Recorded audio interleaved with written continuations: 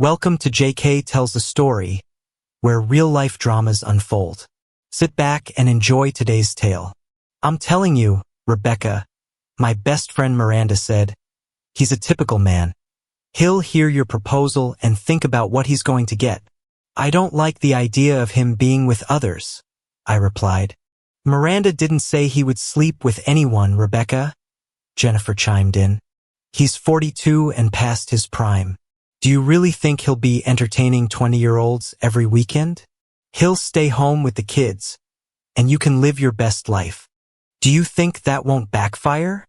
I asked, looking at my friends and coworkers gathered around our usual table at Mozart's Coffee on Lake Austin. Rebecca, Brandon is desperate to get you into bed, Stephanie replied. By asking for it, you'll just have fun with him without feeling guilty. Your husband will be busy working and with the kids, Jennifer added. Just keep him entertained occasionally, and he won't suspect a thing. The more we talked, the better it sounded. I'd been happily married to David for 18 years here in Austin, with 2 kids, a house in Cedar Park, and annual vacations to South Padre Island. We worked hard and were generally happy, but as I approached 40, I felt something was missing. I wanted a thrill. My husband still loved me and was romantic, but I felt bored. That's when Miranda suggested new possibilities. My friends at work also talked about modern relationships. I wasn't sure if my husband would agree, but my friends kept convincing me. That night, I decided to talk to him. I'll talk to him tomorrow night after dinner, I told them. You'll be fine, Miranda assured me. He'll be grateful, and if you need help, one of us can keep him entertained. I didn't like the idea of my friends with my husband, but if it meant I could have my own lovers, I'd accept it. The idea of a boyfriend sounded appealing. I'd only had 3 boyfriends before David, and none lasted long. I never had a one-night stand, but young men at work reminded me I was still desirable. This boosted my confidence. Coming home to our 2-story colonial in Cedar Park, my husband suspected nothing when he hugged me. He had no idea what was coming. I worried about the outcome and shed a few nervous tears. The next day was Sunday, and we always did something fun as a family. However, our teenagers preferred their friends' company. Dinner was disappointing as the kids were on their phones. Don't worry, honey. The only thing distracting me is you, my husband said. I felt guilty knowing what I was going to ask him later. Dinner went as usual. David enforced a no-phones rule, which the kids eventually appreciated. After dinner, I told the kids, I need to talk to your father. It's not for little ears. Are you having another child? Our daughter Sophia asked excitedly. No, nothing like that, I said, seeing curiosity on my husband's face. It's important. He didn't know what to expect but poured us both a glass of wine and sat across from me, silent but attentive. Though usually an extrovert, he could be quiet and thoughtful, living by the motto, better to be silent and be thought a fool than speak and remove all doubt. I gathered my thoughts. Are you happy? I asked. With what? He replied. With everything. Our life. I have a loving wife, 2 great kids, a nice home. We live comfortably, have good careers and friends. We're doing well. I'm glad you think so, but I'm bored, David. David was silent for a minute, then said, You're bored? Yes. I love you, but I need more excitement. Am I not enough? It's not about you, David. It's about my needs. I tensed, sipping my wine. I've been talking to friends and researching. Traditional relationships are evolving. Don't give me that newfangled nonsense, David said. Just tell me what you want. I want an open marriage, David. I want us to date other people. His face changed, anger flashing in his eyes. He gripped his wine glass tightly. Can you repeat that? I want an open marriage so we can date other people. Think about it, you could be with younger women. He was silent, clearly upset. No way, he growled.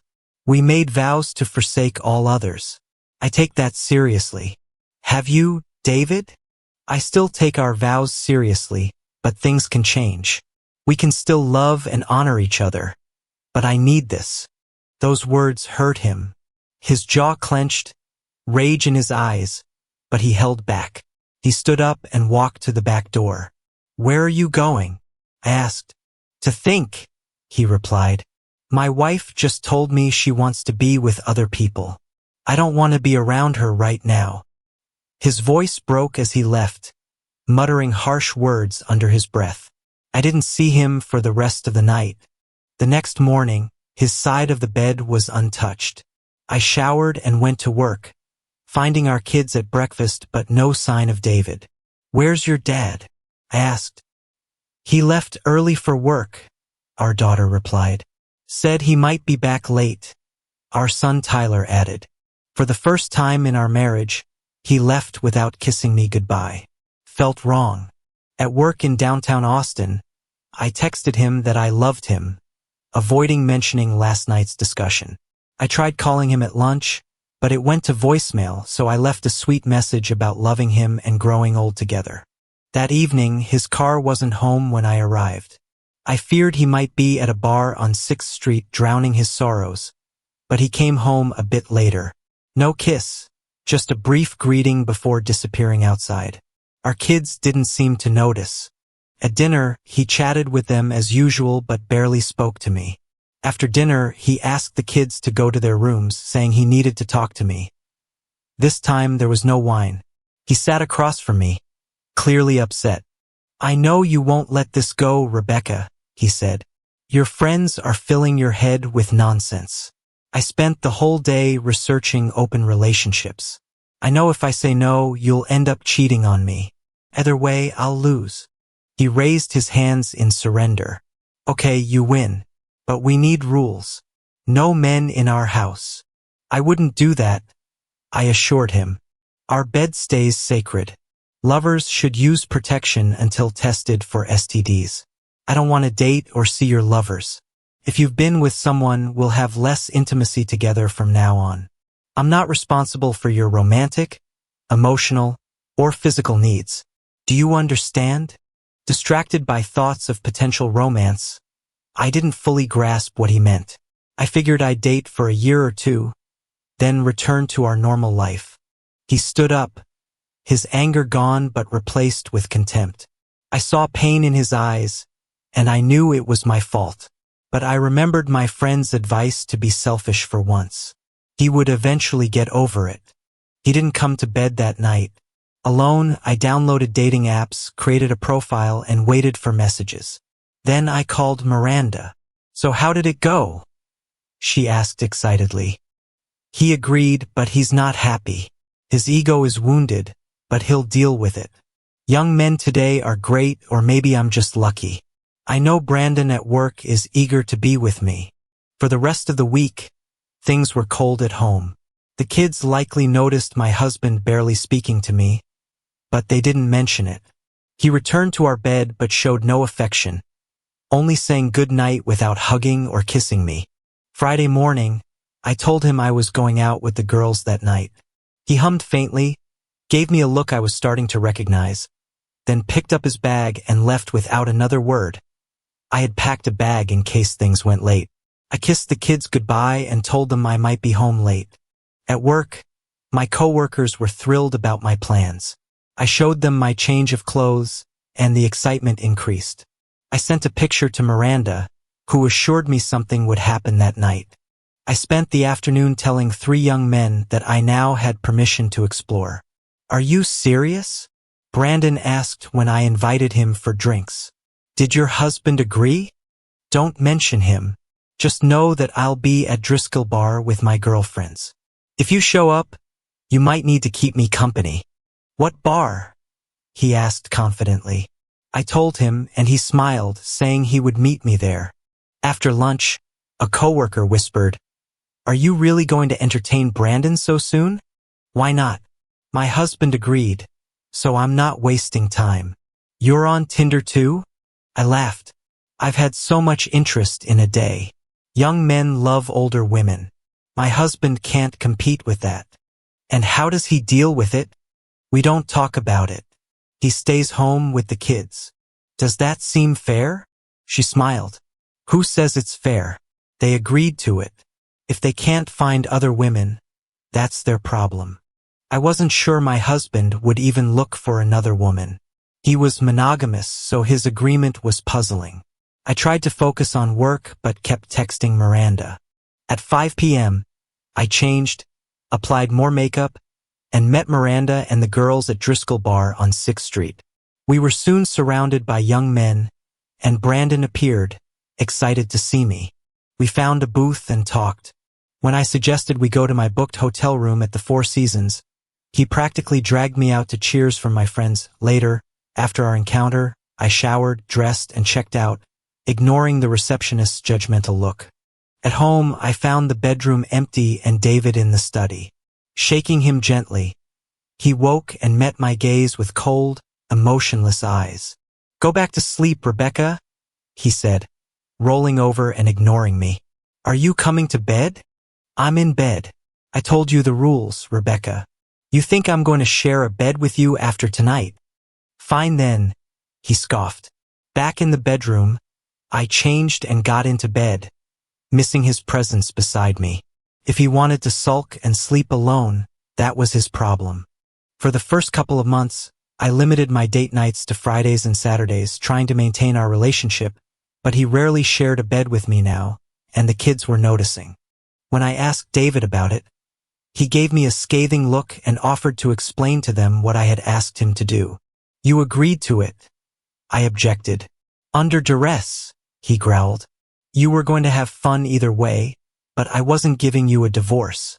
You weren't taking the kids away. I would never have taken them. Rebecca, your behavior is affecting them. They know what's happening. I wouldn't be intimate with you now. I don't know what you're carrying." His words took my breath away. I knew he was upset, but his anger and hatred were intense. Things grew colder between us. We were married in name only. We hadn't been intimate since I asked for an open marriage. Did I miss him? Yes, I missed being in love with my husband and the way he held me, but I wasn't ready to give up my new lifestyle. Almost every weekend, I had a new date from Tinder. Miranda and the girls suggested meeting regularly after work, so my outings increased to weeknights and weekends. Sometimes I didn't make it home, staying at Miranda's or a friend's house when too intoxicated to return safely.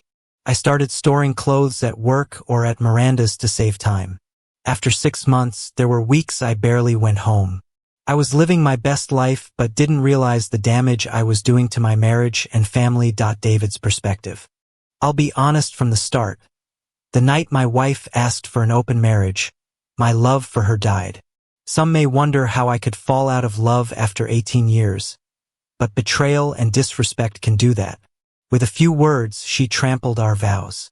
Felt like an excuse to cheat guilt-free. As I cooled off outside, I knew I had to handle this calmly. It was clear her friends had coached her. I needed to talk to someone. I called Kate. "Hi, David." "Hi, Kate. Okay, what's wrong?" "We've been friends since college. You can't fool me." Everything came out, all anger and hatred. I hated my wife because she ripped my heart out. I don't remember my exact words, but it wasn't pleasant. "Are you sitting down, David?" "No." "Sit down. I'll tell you what to do. This won't be like my situation with Adam. You have to play it differently. Rely on me." "What should I do?" Part of me wants to walk away, but I can't leave the kids. Custody battles rarely favor men. I'm not going to be a part-time dad. Stay married out of convenience. Turn off your emotions. Don't be her shoulder to cry on. The thought of being intimate with her after she's been with someone else is sickening. Exactly. Cut yourself off from her emotionally, but keep the house and kids. Focus on yourself and them. Go to the gym, find hobbies, reconnect with friends. Most importantly, be there for the kids. They'll understand what's happening. She'll focus on her own needs and may eventually leave. What if she falls in love with someone else? Then she'll have to choose. Stay with the family in name only or leave. Part of me wants to leave now, but I want to stay with the kids. Use the gray rock method. Show complete disinterest in her. Make interactions with you unrewarding. Hide your emotions and keep conversations short and direct. Will it work? Probably. Her request shows disinterest in you and the family. Focus on the kids. If you divorce, wait until the youngest is 18. Live as neighbors if necessary. Thanks, Kate. Focus on your kids and yourself. Will you forgive her? No. We'll divorce eventually. For now, we'll just be roommates. That's a good mindset. Don't do anything stupid. I won't. I'll protect myself. Where will you sleep tonight? Not in the marital bed. I'll visit you soon. You'll need friends for what's ahead. Thanks, Kate. One more thing, I know it's tough, but you need to take advantage of this. Women will love you. You're successful, trim, and handsome. You're a great father. Go on dates. I'm not sure. Just think about it. You deserve happiness too. Going gray rock was hard, and I'd snapped at Rebecca more than once. Each time I berated myself, but she got what she wanted, so what did she care? The first night she stayed over with someone else nearly destroyed me. She even had the nerve to ask me to join her in bed afterward. I barely restrained myself from expressing my thoughts. Any residual love for her died that night. I'll always care for her as the mother of our children, but the passion was gone. I hardened my heart, preparing for the inevitable. Following Kate's advice, I focused on myself and the kids. I resumed going to the gym at Austin Fitness Center, hired a personal trainer, and took up cooking for the kids, bonding with my daughter. When Rebecca started disappearing on weekends, I sought help from my younger sister. She was supportive but understood when I explained it was for the kids. You should just leave with Kate, she said. She's the one you should have married. Best not to speculate, I muttered when she asked about Rebecca's whereabouts. When was the last time you two talked? Last week at dinner. We only discussed the kids. She spends all her time on her phone. I saw 3 dating apps with dozens of messages. I don't care anymore. She's my wife in name only.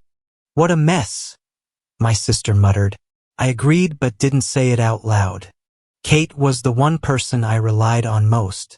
The kids adored Aunt Kate, and as their mother faded from their lives, they appreciated Kate's presence, especially my daughter.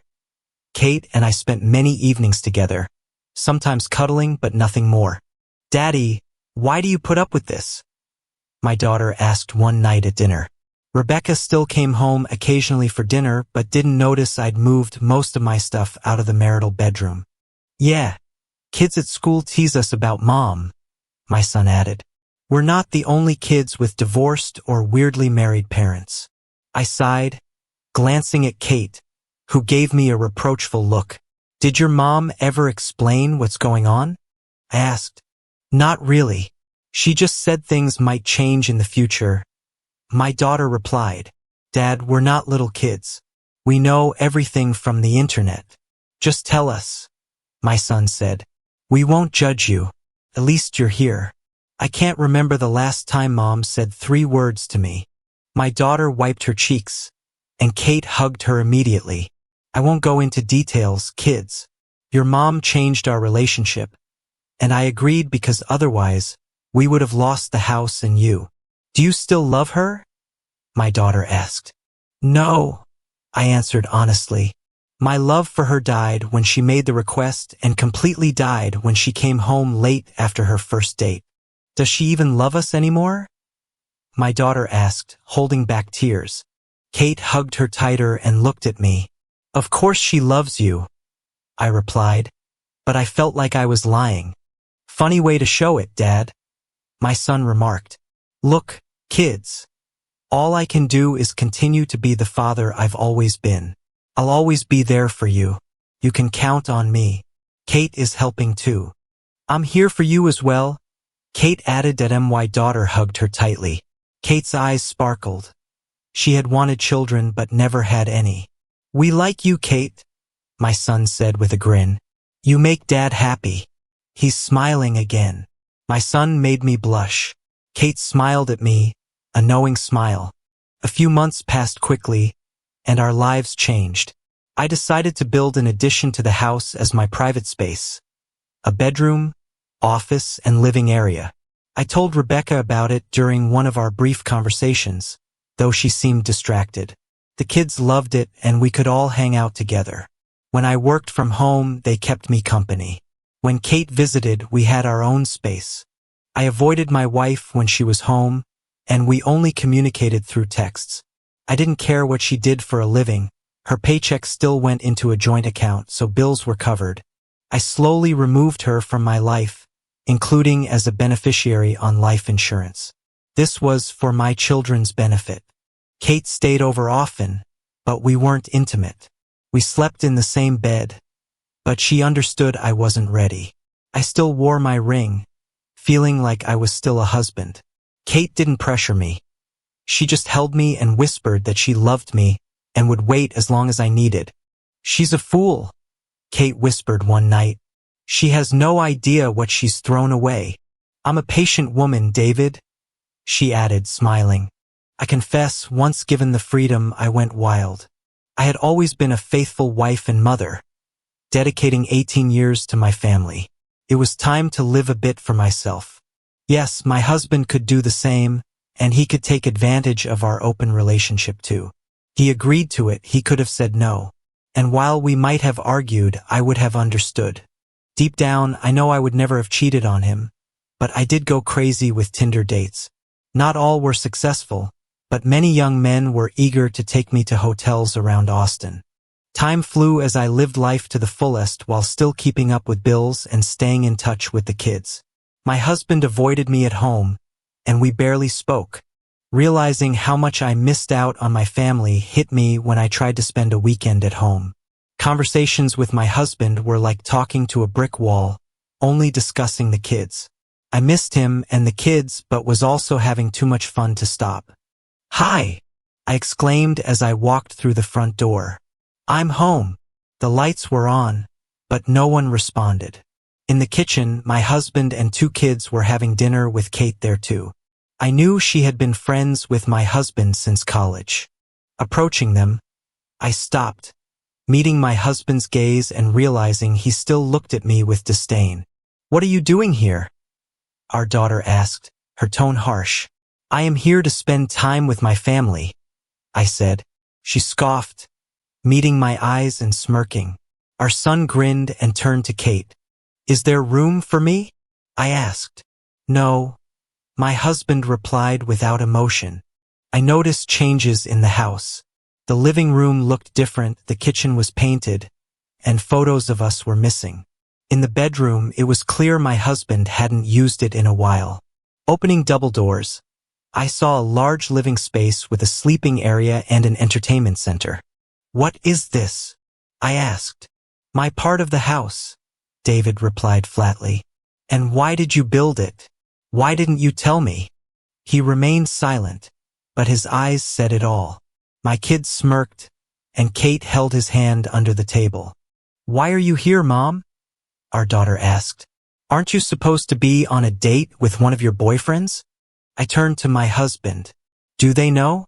Did you tell the kids about our arrangement? They've been asking where you've been." I told them. "I won't lie to our kids for you. It was your decision. You've hardly been home for months," our son added.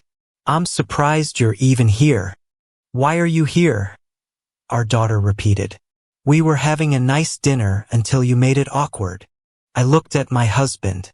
"Are you going to correct our kids' attitudes, David?" "No," he said, not looking at me but at Kate. "Our kids are teenagers and entitled to their opinions. Do you even know how old they are?" "You missed my birthday," our daughter declared. "And you missed my team winning the championship," our son added. They finished eating and Kate, without a word, motioned for them to go to the other room so I could talk to my husband. I'm pretty sure I stood there opening and closing my mouth as David got up, pulled a shiner from the fridge, and leaned against the counter, sipping for a minute or two before asking, "Why are you here, Rebecca?" "I wanted to spend time with my family this weekend." He looked away, then nodded. "Good luck with that." I'm busy tonight and this weekend. As for the kids, you can always ask them. He turned to face me. Remember the agreements, Rebecca. I don't care what you're doing now, but you can try to talk to the kids if you want. Just don't hold your breath. After 5 minutes of talking to them, I realized neither wanted anything to do with me. Sighing, I went back to the bedroom, feeling alone in my own house. Okay, I muttered. If that's the way it is, I'll just leave. See you later. Probably not, our daughter replied sarcastically. I grabbed my bag, hurried out, and slammed the car door, hitting the steering wheel in frustration. Tears flowed as I blamed everything on my husband, until I remembered his look when I first made the request and the night I came back from my first date. That look of indifference chilled me. I wondered if I had ruined everything that mattered. Had he been right? Had my friends led me astray? I'd heard through mutual friends that Miranda's marriage was in serious trouble too. Her husband was apparently fed up with her behavior. Maybe their husbands would have tolerated it, but David was always proud. Realizing the truth of our agreement, I cried harder. He had completely disconnected from me. We were married only out of convenience, and I doubted we'd ever go back to the way things were. I couldn't turn to my friends. They'd be partly to blame for my marriage's collapse. Driving aimlessly through Austin, I eventually parked at a bar on South Lamar. Inside, I ordered a drink, which soon became 2, then 3. Is this seat taken? A kind voice asked. A man looked at me. No, it's not taken, I replied, sniffling. But I'm not sure I'd be good company. Maybe you need some company. It's not nice to see a woman sitting alone, looking lonely and frustrated. He sat down, bought himself a drink, and offered to buy me one. Need someone to talk to? I'm not sure you'd want to hear my story. Is it that bad? The more I think about it, the more I wonder if I've ruined everything. He held out his hand. I'm Alex, and you are? I took his hand. I'm Rebecca. Now we're no longer strangers. Someone or something has broken your heart. Are you sure you want to hear about this? I'm in no hurry. I told him the general story, and he listened, nodding and understanding. When I finished, he ordered another drink for us. Do you want to maintain your relationship, Rebecca? Honestly, I don't know if my husband will ever get our relationship back on track. He's just angry with me. How can you fix anything if he won't talk to you? I just want my husband to love me again, I whispered. These other men don't love me. It's just a distraction. After more drinks, I couldn't drive. Alex suggested I get a hotel or I could go home with him. I live alone and have spare bedrooms, he said. I don't expect anything, Rebecca. I agreed. Alex called a cab, and I grabbed my overnight bag from the car. He lived in South Austin. Once inside, he showed me the house, including the bedroom I would use. We had a nightcap on the couch, sitting next to each other. You're a beautiful woman, Rebecca, he said softly, putting his hand on my thigh. Ever think about finding 1 or 2 lovers who make you feel special? I don't want to fall in love with someone else, I replied. You can love more than one person, he said. I smiled, finding him very handsome and different from my husband. I'm not here to tell you how to live your life, Rebecca. You know almost nothing about me. The next morning, I put on spare clothes and met him in the kitchen. After greeting me with a kiss on the cheek, we ate breakfast and got to know each other. Surprisingly, he was in an open relationship too.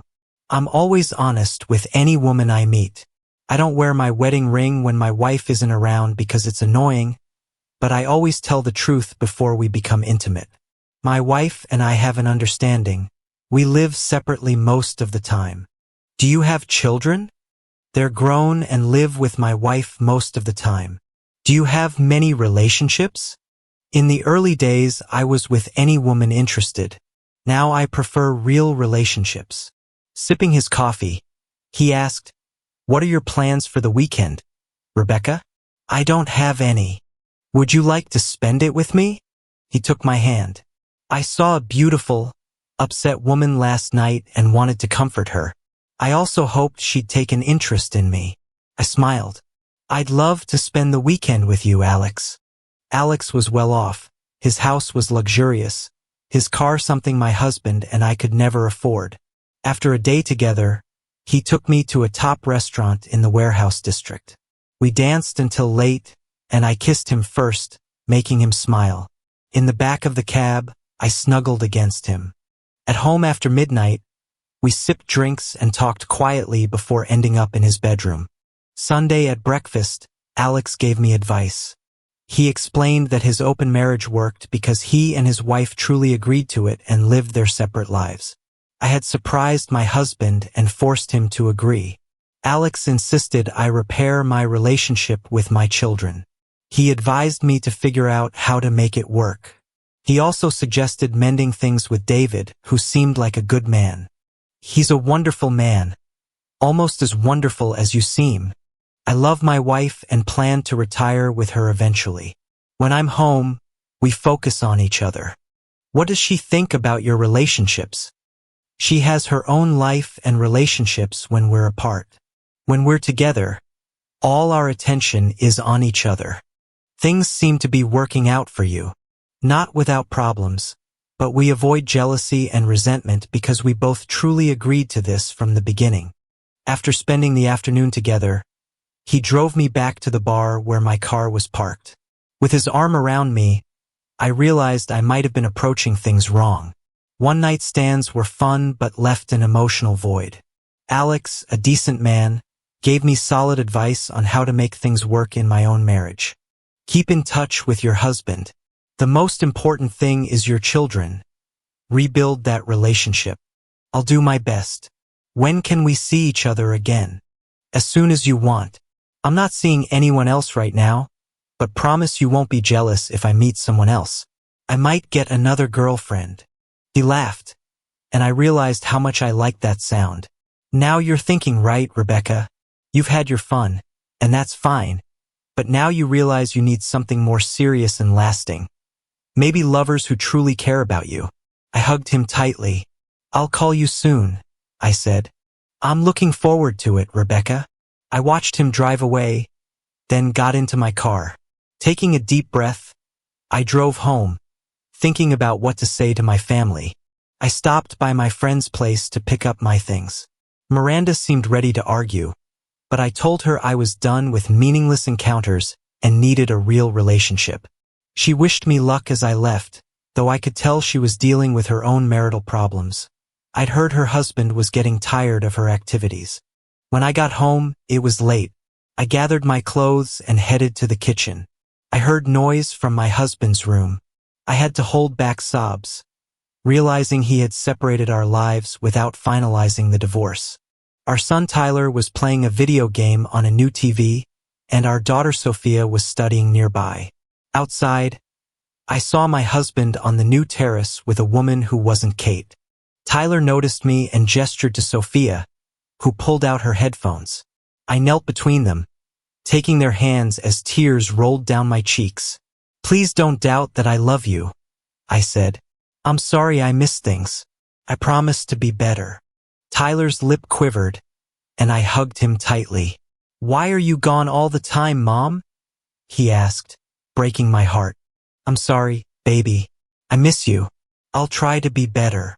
Are you really with other men? Let's not talk about that, Tyler. That's for your father and me to deal with. I kissed his cheeks and ruffled his hair. I'll try to attend all your games next season. Turning to Sophia, I saw she was unconvinced. You broke Daddy's heart, Mom, she declared. What kind of wife? You're too young to understand this situation. I'm not too young, she shouted. I'm 16, almost 17. I know what's going on. What happens in my marriage stays between your father and me. But your behavior affects us. She burst into tears and ran away.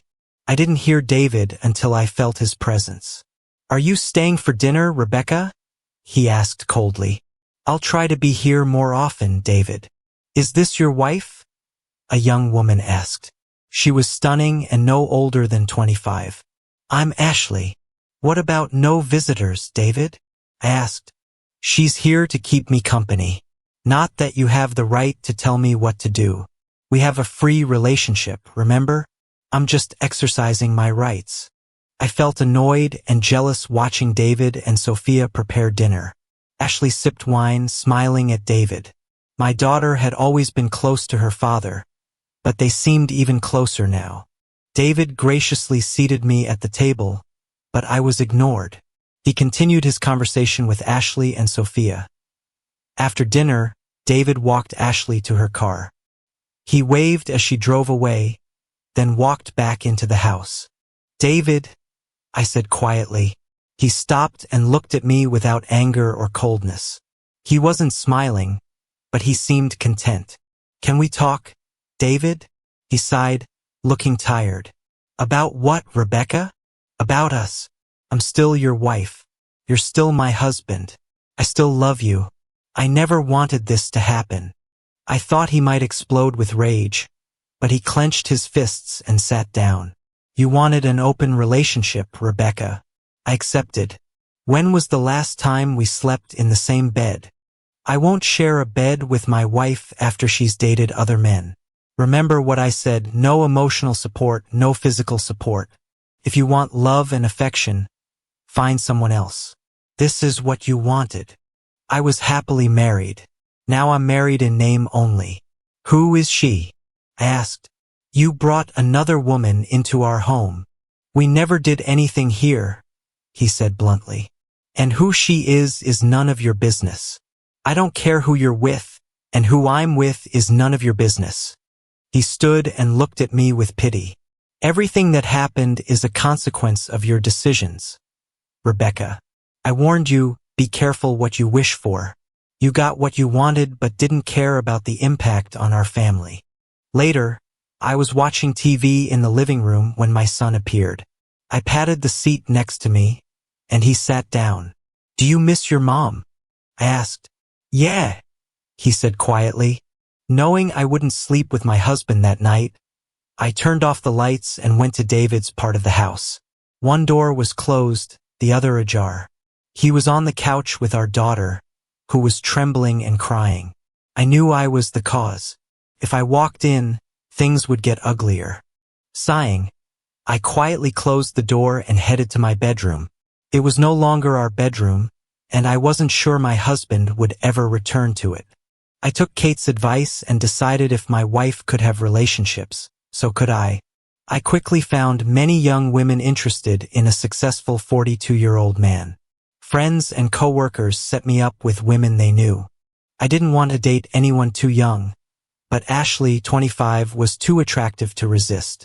Victoria, 28, was a career woman seeking love on her own terms. Samantha, in her early 30s, was a lawyer and an amazing companion. And then there was Brittany, 21, the daughter of a coworker who was very honest about her interest in me. I'm partial to handsome older men, she said on our first date. David, can I be honest? Sure. Your wife is an idiot. I'm jealous sometimes, but I knew this wasn't forever. I wanted someone to make me feel special, and we all know about Kate. I heard she's being patient. Yes. You now have time to have some fun before getting serious. Do you think she's afraid to commit to me? Maybe. You two have always been close friends, but it's been platonic. Then you need to show her how you feel. How can you be so young and wise? All the women you're seeing think it's a good idea. We all love Kate and agree you two are perfect for each other. Brittany leaned closer to me. Don't feel guilty. Sometimes a woman needs to show she wants you. The next morning, we had breakfast together. Then I drove her home. After a long kiss, she went inside with a dreamy smile. I knew I'd hear about it at work. Back home, Tyler was yelling into his gaming headset. Sophia was at the table busy with her homework. I kissed her head and cheek. Have you two been okay the last 2 nights? I'm 16, Daddy. I can take care of myself and your brother. He hasn't been too much trouble. Any sign of your mother? Not since Wednesday. Fair enough. What do you want for dinner? We had dinner together. Tyler ate quickly and returned to his game. Sophia grinned at me as we cleaned up. I grabbed a beer and went to the deck. Sophia joined me, settling on my lap. Daddy, are you happy? Depends. Am I happy with you kids? Yes, I love my children. Am I happy with my current situation? No. Am I happy with my personal life besides your mother? Yes, quite content. I think Mom has a boyfriend now. Good for her. You really don't care, do you? No, honey.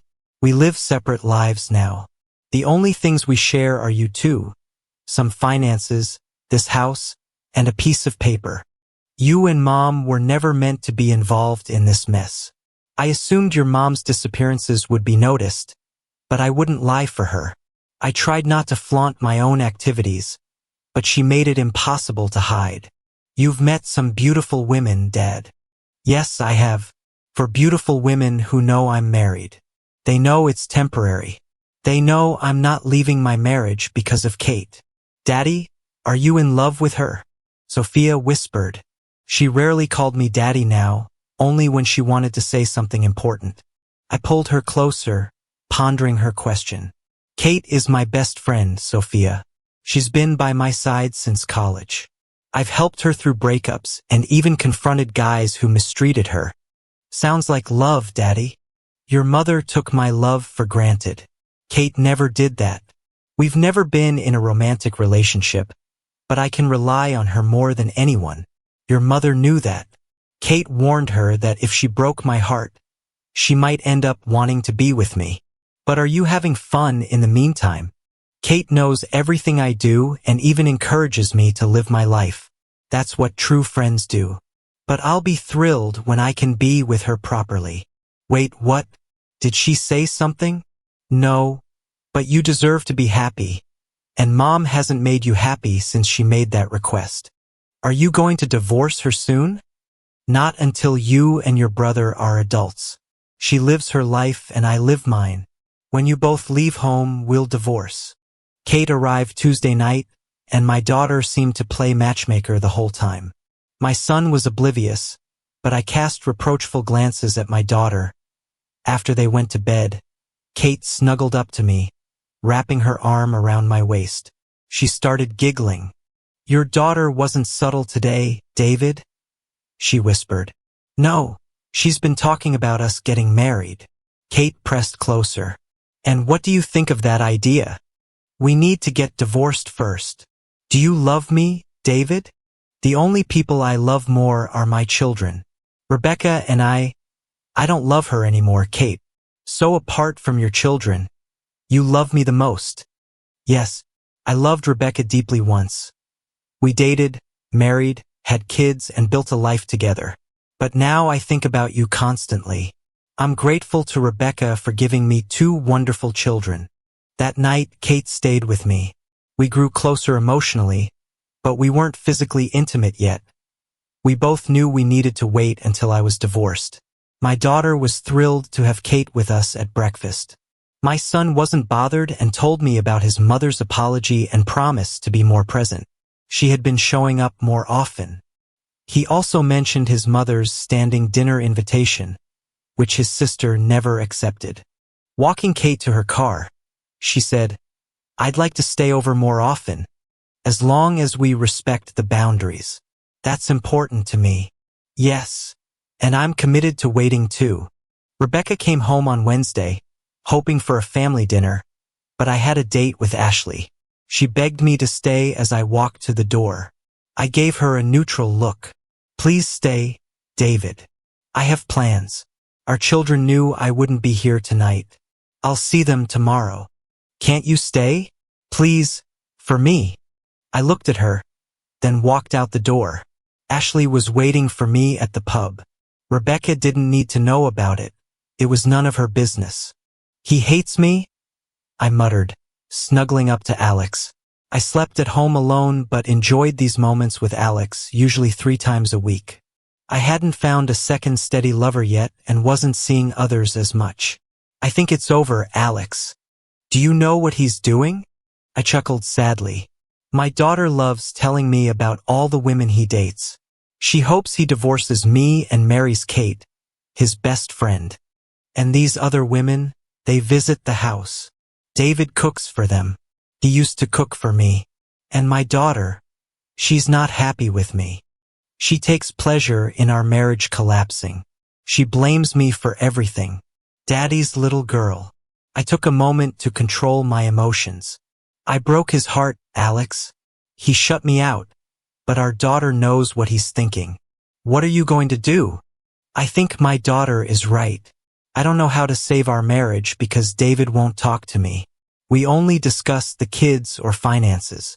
I text him about how much I miss him, but he never responds. I don't call because I know he won't answer. Alex made me feel better by holding me close. If I couldn't get my husband back, Alex was someone I enjoyed spending time with. Another man, Daniel, was interested but unsure about dating a married woman despite my assurances that my marriage was failing. I loved spending time with Alex. He took me on day trips, we spent weekends together, and had deep conversations. We tried not to talk about our other partners, but sometimes they came up. A few months later, we were lying in bed when Alex said, "I have a question, Rebecca." "Anything, Alex. How would you feel about going on trips with me? I travel for business across the United States and to Europe. I won't be so lonely with a beautiful woman by my side." "What about your wife? She prefers to stay home with her own life there. I want you to come, Rebecca. I love spending time with you and want you to keep me company while I'm traveling." "How long would I be gone?" "A couple of weeks to a month, depending on my business deals. I'll need to tell the kids, of course. I know your daughter is 17 and your son is 15. How was her birthday?" "Awkward. Both families are aware of the situation. I thought she didn't want me there, but I think David insisted on my presence. Maybe there's still some love left. He knows my relationship with our daughter is broken, but our son still loves me. I hear from him almost every day and try to call him every night." "When do you need to know?" "As soon as possible. I'm leaving for business on Thursday. On Monday, I came home to no guests. David was preparing dinner with Sophia, and they both looked at me when I entered. "Are you here for dinner?" David asked. "Yes, do you mind?" "It's still your house, Rebecca." I almost cried. It was the nicest thing he'd said since I made the request. Tyler noticed me, came over, and hugged me. He was still growing taller and would soon be as tall as his father. For the first time in months, the four of us sat down to dinner. We didn't talk much, but I couldn't stop smiling at my husband. I still hoped to save our marriage. After dinner, David served dessert, bluebell ice cream with chocolate sauce. Everyone relaxed, but I knew my words would ruin the mood. "David, I know you don't want to hear about my business, but Alex asked me to go on a business trip. I won't be around for a couple of weeks to a month. If it affects our children, I wanted to let you know. Alex wants me to accompany him on his business trips. His wife doesn't travel with him, so he asked me. It means I won't be here as often." "It's okay, Mom," Tyler said. "Where will you go?" "Different places across the United States and Europe." Sophia said nothing, her expression impassive. I looked at David, who was looking at me with an unreadable expression until he asked a question I wasn't expecting. "Do you love him?" "I love you, David," I answered quietly. "I'm still your wife, and you're still my husband." "I didn't ask that, Rebecca. I asked if you love him." I don't know. I enjoy his company." I looked away, then back at him. "And do you love everyone you're with?" He smirked and started clearing the table. Sophia got up to help him, and I knew the conversation was over. I retired to the living room, feeling somewhat relieved when Tyler joined me later. That evening, I was already in bed when the door opened. A warm body hugged me. It took a few seconds to realize it was my son. "I'm sorry, Mom," he whispered, turning away. I hugged him tightly and burst into tears. He stroked my back and whispered that he loved me, which made me feel better. "Thank you, baby," I whispered. I spent the next 2 nights at home before heading out with Alex on our first trip together. David and Sophia were polite but mostly ignored me. Tyler was affectionate, sensing my loneliness. I tried to explain things to him. Dad always said we should keep in touch with you, he told me, making me smile. I arranged to work remotely while away, so Thursday morning I packed for Alex to pick me up. When I got downstairs, David had left for work. The kids were having breakfast. Sophia barely said 2 words to me, which I expected. As she was leaving, I asked if I could hug her. She softened a bit and hugged me briefly. I really love you, Sophia, I whispered. You're my firstborn. She murmured that she hoped I had a good time and left. Tyler hugged me and asked me to take pictures if I was sightseeing. Alex picked me up a few minutes later. Over the next few months, I traveled extensively with Alex to various cities across America and Europe. He paid for everything and I was introduced as his partner. I developed deeper feelings for him. He was romantic and generous. One day, I was checking social media and saw what I'd been missing. David didn't block me and used it to update family and friends. Seeing pictures of him and the kids in New Zealand, I felt hurt. Neither David nor the kids had mentioned it. Seeing Kate in many pictures stung the most. After lunch, Alex found me crying. He hugged me and checked my phone.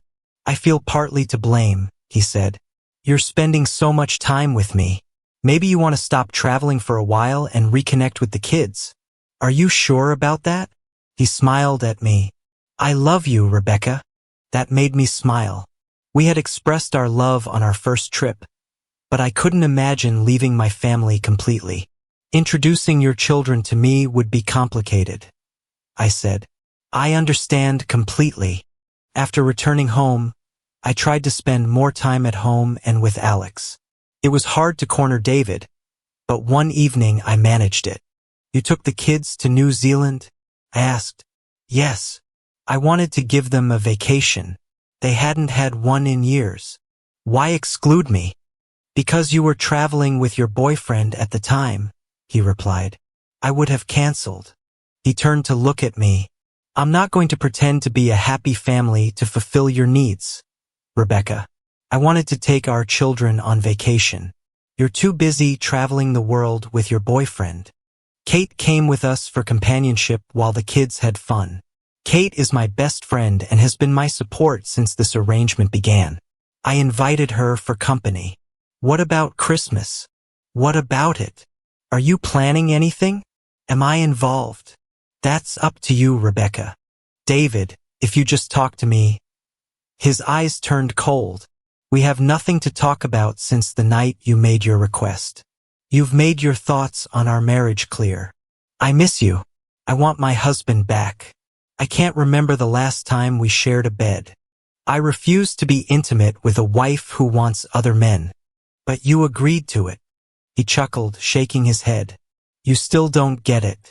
I never wanted this. I wanted my wife to stay faithful. You pushed for an open marriage, so I had to agree or lose you. Either way, I lost. I would never have cheated on you, David. You were so eager to be with other men. Don't take me for a fool, Rebecca. You're with other women too, David. Don't make this all about me. He stepped closer, his anger melting away. Your friend Miranda put this nonsense in your head. Do you know her husband finally kicked her out? She was bringing men home while he took care of the kids. I was shocked. I hadn't spoken to Miranda in months and never expected her to be so disrespectful to her husband. I realized David had probably figured everything out from the start. I don't know what your friends would say now, Rebecca, he said without emotion. You took advice from people who destroyed their own marriages. There's no going back. He stepped forward again. Why did you do it, Rebecca? Was I a bad husband or lover? Did I make you unhappy? I was bored. Not good enough. Boredom isn't a reason to tell your husband you want other men. I met his gaze, my eyes filling with tears. I couldn't explain without further destroying our marriage. I'd realized I'd made a selfish request, forced him into something he hated, and listened to bad advice. My friends made dating seem exciting, and I found that attractive. They filled my head with stories of advantages and opportunities in an open marriage. And what did they say about the husband who had to deal with that? I lowered my head. Miranda said it was never supposed to be fair. I never wanted anyone else, Rebecca, he said sadly. Until that night, I was a happily married man. Your request showed complete disrespect for me and our marriage. I sighed. We hadn't spoken like this since the night he agreed to the arrangement. I knew this was the end of our marriage. His love for me had faded, at least as far as being my husband. What do we do, David? Keep this arrangement until the kids are 18. Then we'll decide. I burst into tears, and to my surprise, he put his arms around me, breaking me completely. I collapsed against him, clinging tightly. I knew he didn't love me romantically anymore, but he probably still didn't want to see me cry. The love was gone, but so was the hate. We'll spend Christmas together, Rebecca, he said. But I'm living my own life now. Our marriage is practically over. You should realize that by now. You're trying to hold on to something that has withered and died. Even if I stopped everything, you're different now, and so am I. I don't want to lose you, David. You're my husband, and I still love you. He sighed but didn't let go, gently caressing my back. He remained silent, knowing the truth already. I knew what he was thinking and what he would eventually do. I couldn't hate him for that. Finally, he let go, giving me a chance to wipe my eyes. I met his gaze. There was no warmth, but he understood my emotions. Do you want some dinner? He asked. I almost cried again. It had been too long since we had dinner together. We cooked something simple and filling. The conversation was awkward, and some topics were off limits, but after a couple of shiners, we started reminiscing. Where are the kids? I finally asked. Sophia is out with friends. Tyler is at a sleepover. I was just enjoying a night alone. It's okay, Rebecca. I think we needed this conversation. Sophia hates me. He shook his head. No, she doesn't hate you. She's Daddy's little girl and doesn't like that her mom has a boyfriend. What does she think about Daddy having girlfriends? He chuckled. I think she's a little jealous. She's felt neglected by both of us through all this.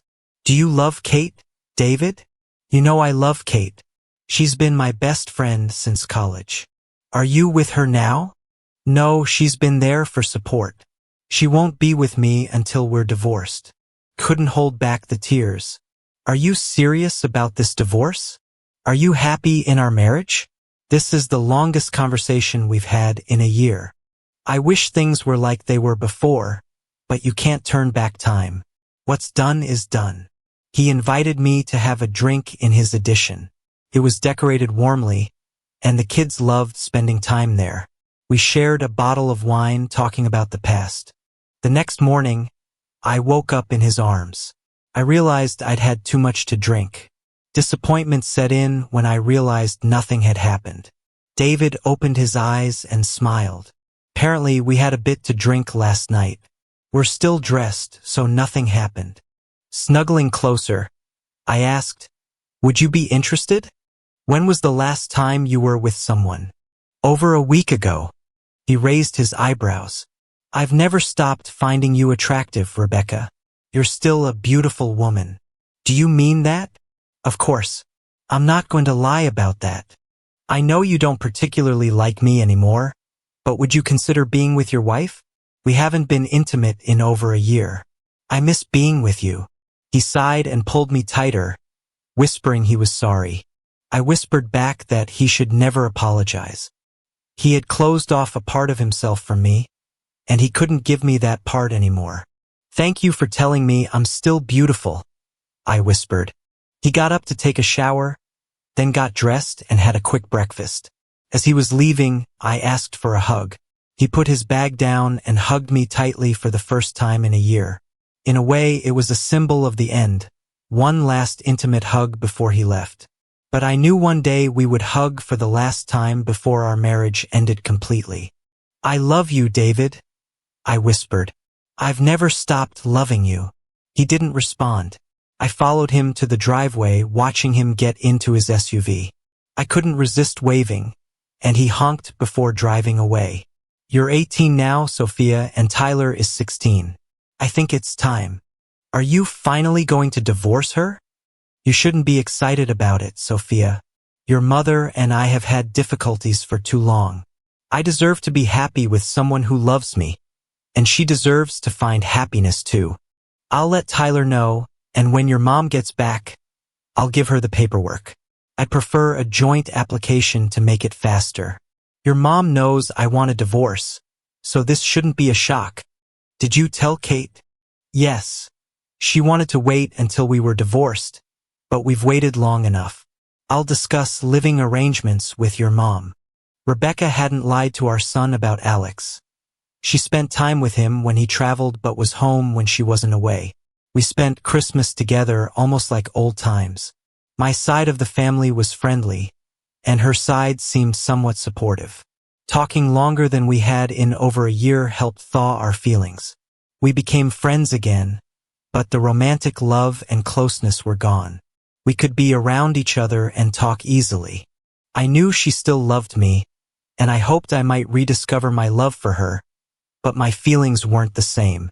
I couldn't love her romantically like I used to. When she came home a few nights later, I gave her a couple of days to settle in. I wasn't going to be cruel and file for divorce immediately. The hatred I felt in the first few months had long gone. Finding my own relationships helped me understand her situation up to a point. Kate helped me stay calm. One evening, we had dinner as a family, and Sophia was more affectionate with her mother. I felt it was because she knew what was coming.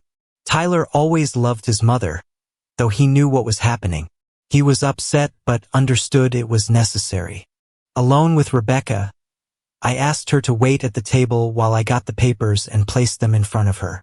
She immediately cried, realizing what they were without looking.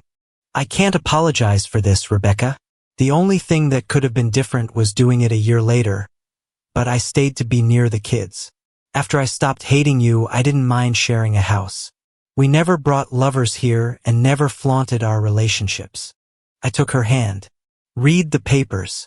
If you agree, we can file them as a joint application.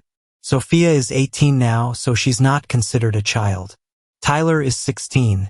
I think he should stay here until he's 18. What do you want to do? That's up to you, Rebecca. I made sure she was looking into my eyes as I added, I'm going to be with Kate after the divorce. I'll propose to her and likely move in with her. As for this house, you can buy me out, or we can sell it. Are you going to stay here? I don't plan on leaving yet, Rebecca. Our children are nearly grown, and it's time for us to move on. I never wanted this, David, she whispered, wiping her cheeks. I know, Rebecca. You wanted it to be short-term, but it lasted. I've told the other women I'm divorcing you and moving on with Kate. My words hurt her, and she cried harder.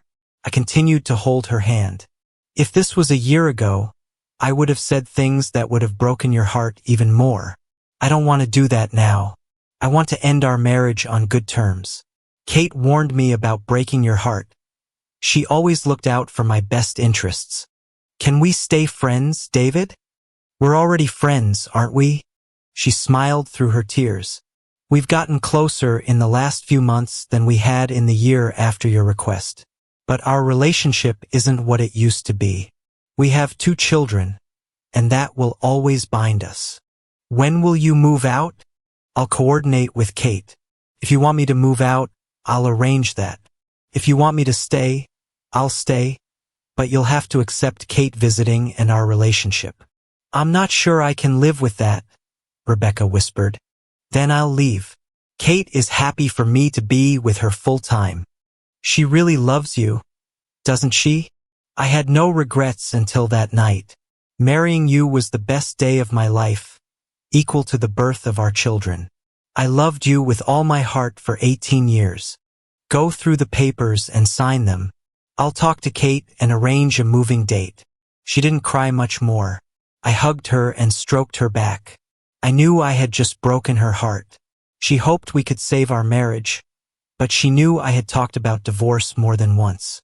In the evening, after moving to my side of the house, I called Kate and told her I had given the papers to Rebecca. Kate tried to hide her excitement as she asked when I would move in with her. I knew I would be moving out since Kate owned her house and was looking forward to me joining her.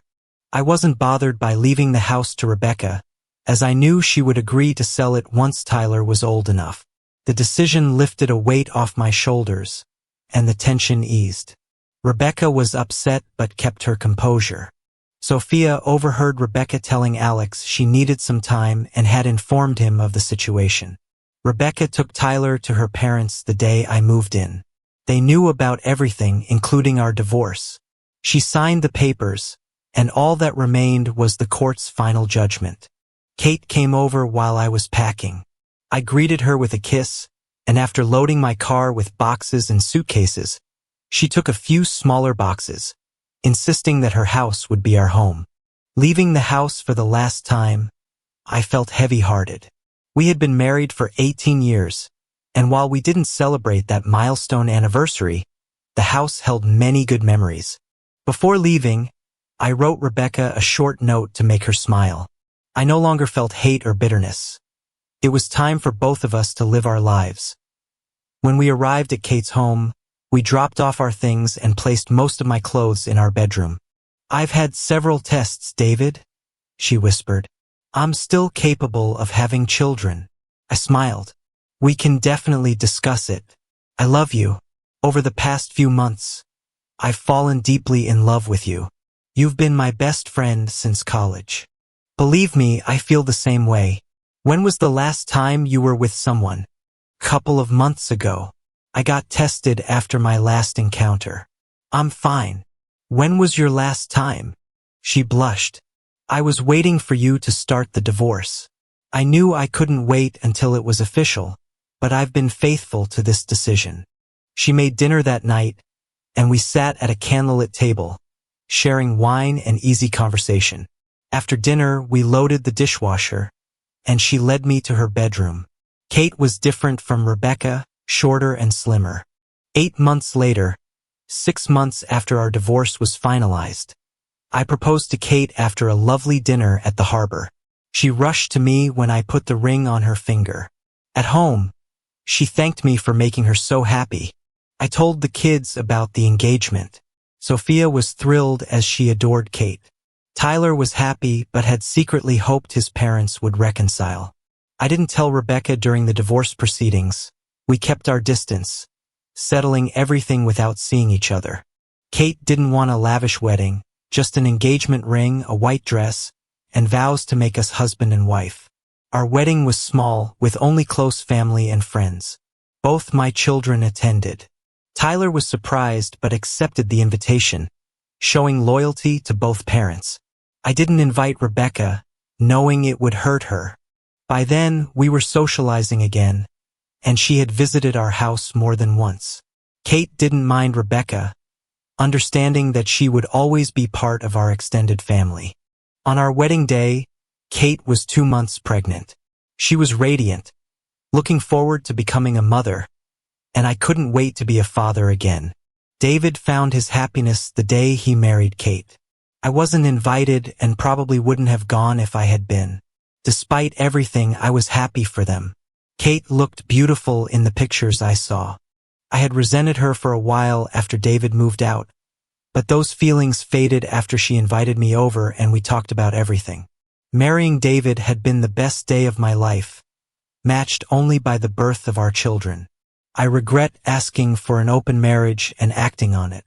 That day, my husband stopped loving and trusting me, marking the beginning of the end. My relationship with Alex slowed down after the divorce. I loved him, but he would never leave his wife. We eventually ended things amicably. Alone in the big house with just my son, as Sophia had moved out for university, I felt the weight of my decisions. Sophia blamed me for everything but still visited on weekends. It would take time to fully mend our relationship. Finding love again was hard. Men like David and Alex were rare. With David, I ruined a beautiful marriage. Alex was a good-hearted man who never wanted a full commitment. I dated occasionally but found most men insincere.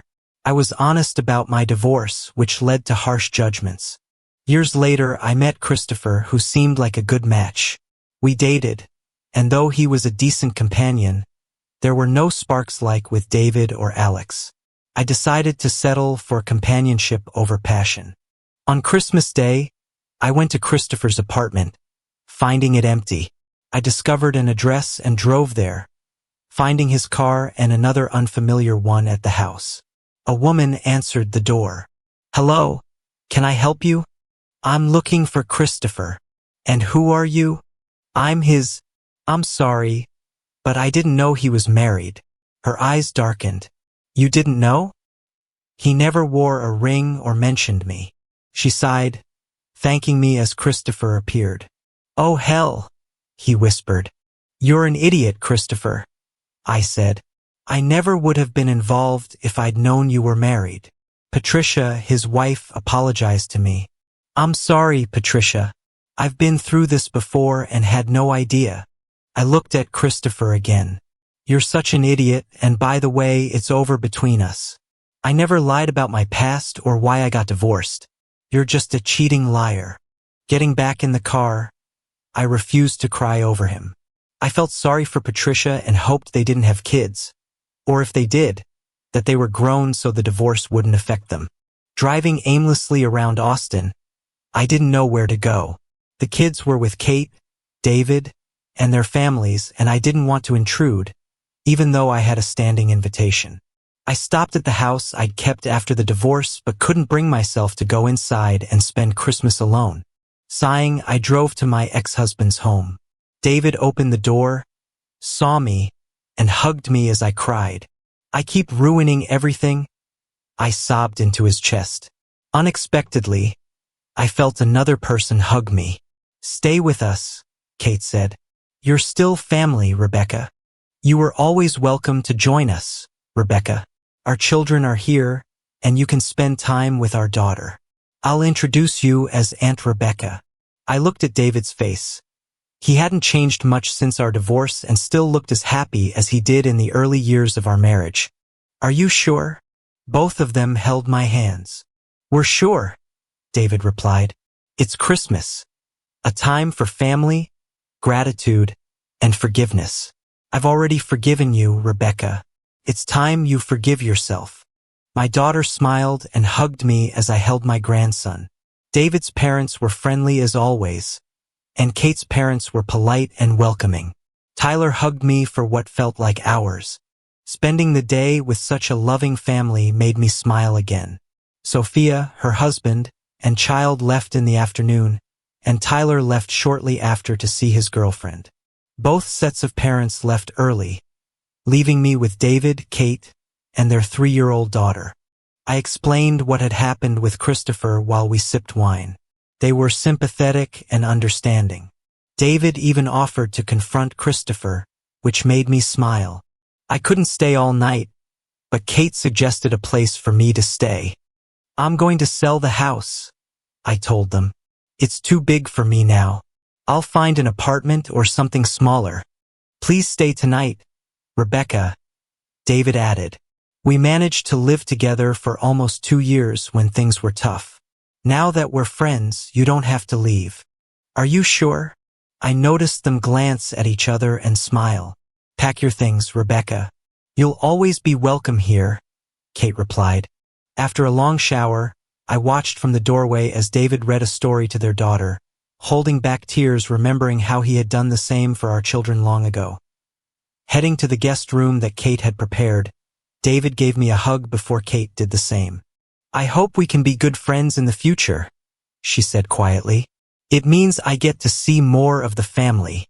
Do you still love him?" I nodded, barely holding back tears. "I'm so sorry, Rebecca. I hope you understand." "I'm sorry too." I heard their bedroom door close and shut my own door. Lying in bed, I hated being alone, but it was better than any other option besides being with David. I thought about my life and future. Maybe I should focus on my career and grandchildren and give up dating. There was no jealousy in Kate, She had the man she wanted, and I wasn't a threat. Maybe I could just be her friend. Tomorrow was another day. Eventually, I would figure it out. Thank you for your viewing. See you next time. If you enjoyed this, subscribe to JK Tells a Story for more tales.